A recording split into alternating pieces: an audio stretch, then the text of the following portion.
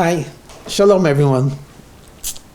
Many of us know the first couple of chapters of Genesis, and we know that God created the first man, the first woman, and the way they meet, and I say this with a smile on the face, is very immediate, because she's actually taken from the side of Adam, Chava, or in English Eve, but let's call them Adam and Chava. How did they feel when they saw each other face to face? So in chapter 4 of Genesis, the first line says, "V'ha'adam yodes Chava ishtay," and man knew his Chava, his wife, and Vatar b'teledes Kain, and she conceived. And I'm wondering, why doesn't it say that Adam loved his wife?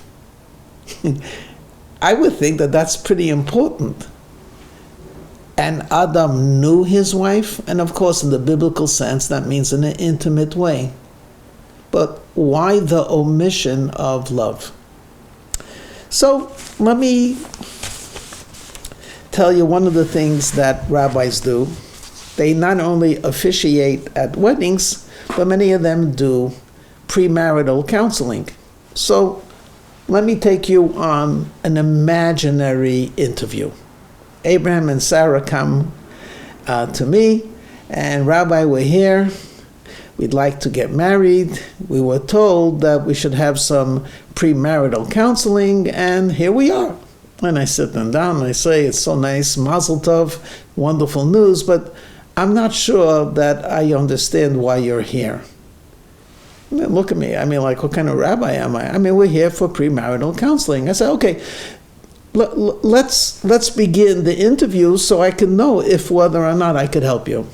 And I look at them and I say, you want to get married? Question number one, do you like each other? They start giggling. Yeah, of course we like each other. I say, a lot? And she says, very much. And he goes like this, expansive. I say, okay. You like each other very, very much. That's good to hear. Do you love each other? And they both blush. Yes, we love each other. And I say, please bear with me. But people have many loves. Some people love French cuisine. Some people love their profession. Many people love their pets. What level of love do you have for one another? Let's start with you, Sarah. You tell me. And she looks at me a little bit perplexed. She says, Rabbi, I don't know if you ever felt in love. I said, well, I know what love of food is. That I'm quite aware. Why don't you explain to me what is the feeling of love? I said, well, I'll tell you. The feeling of love is it takes you out of this world. When I'm with Avraham, I feel different. I look at the world differently. Sometimes I even lose the idea of time. We could spend sometimes hours just talking on the phone without realizing how tired I'm going to be the next day. It's different. Love makes you look at yourself differently and at the world differently. And I'm listening. I said, wow, that was very beautiful. Avram, do you have anything to add? He says, Rabbi, look, I'm not as eloquent as Sarah, but I could just tell you, I cannot live without her. I said, oh, that means, in other words, you have likes and you have love. Likes means you could live with it or without it. It adds to your life, but it's not crucial to your life. But this love that you have for this woman is different. It's not the love of food or of objects. It's very deep. It's your very life. He says, yeah, that's what I mean. I said, so then why are you both here?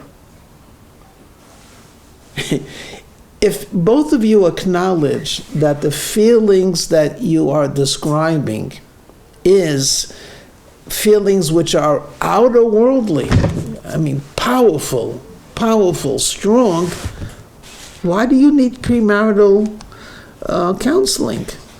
You'll get married and live happily ever after. And they're quiet for a minute. I said, it seems to me that how do you know you love each other? And it's a rhetorical question. I would say you believe that you love each other. Premarital counseling will help if you want to know how to love each other. Again, let me repeat this. There's what you believe in right now. And this belief is very, very strong, to the extent that you cannot imagine living without this belief. But what we want to do is ensure that this belief will stay with you. It will remain with you. It will become permanent. So the belief that you have, you'd like to make, I don't know, I guess, real, genuine. Why do I bring this in? Well, we believe in God. Many people believe in God. In fact, I will be so brazen to say that very few people don't believe in God. And for some, their belief in God is liking God. There are so many things in this world that enhances their physical existence. Their belief in a divinity is something of solace. It's something that fulfills them. It gives them hope and optimism. It gives them a venue to appeal to a higher authority when no one else can help. They love God, actually. But it's a feeling. How do we take this feeling of love, which is a belief? I believe. How do we take that and actually translate that into reality? Well, almost into the world of eternity. For that we need knowledge. We have to know. We have to know how to exercise our belief, how to make it more tangible and more real. And interesting enough, people practice their religion. They practice they're religious. They practice their Judaism. But do they know their Judaism? Big difference. You know, one of the things that we all believe in and pray for is the coming of the Mashiach, the coming of the Messiah. Let's look at a description of what will be when the Mashiach will come. Okay? In that era, I'm quoting Maimonides, chapter 12 of his book of Kings and Wars. In that era, there will be neither famine nor war, envy or competition. For good will flow in abundance, and all delights will be as common as dust. Can you think of a better description? A world of peace, a world of abundance, a world where people will get along with one another. There's nothing to be jealous about. Everything will be available. All of good health will be available. All of good food will be available. Good, decent, wonderful human beings will be what more can we? But he ends off by saying no. The occupation of the entire world will be solely to know God. You see, it's not enough just to have what we would call in English a pleasant surrounding, a pleasant life. Not only is there no challenge to that, but ultimately there's a serious deficiency. The natural feelings of ambition, of growth, finding fulfillment and significance, after a while, just peters out. It's just like, wow. It's like staying on the beach and vegetating.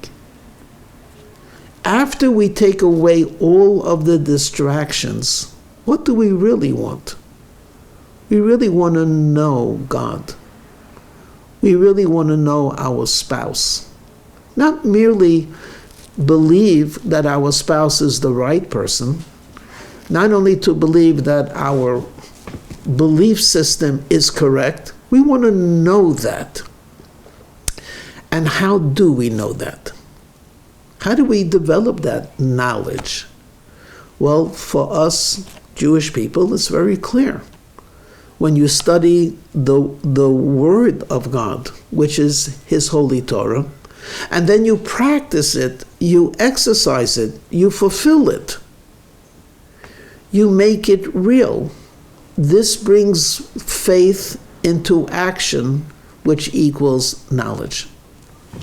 And this is not limited to Jewish people. As Maimonides says, the occupation of the entire world will be to know God. And being intimately involved with the presence of God is really an awesome, awesome feeling.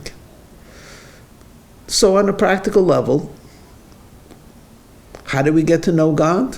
I just said, study, right? Practice. Interesting enough, when the Lubavitcher Rebbe was speaking about the imminent coming of the Messianic era, he was asked by reporters, one from the New York Times, Rebbe, what should we tell people? And his response was, tell them that the Mashiach is on his way very soon. And Rebbe, what's the message? What should we do with this knowledge? Or how can we accelerate? And his response was, increase in goodness and kindness. He didn't say increase in belief of God, nor did he suggest loving God. How do we bring the Mashiach? Love God even more than your bank account, even more than, no. Mashiach is coming. The world will be filled with the knowledge of God. And we actually make that, we make it happen. We materialize that by being good and kind to one another. So let's bring a little bit of Mashiach into our life. And then, to paraphrase a slogan that they used to say, to know me is to love me. Shalom.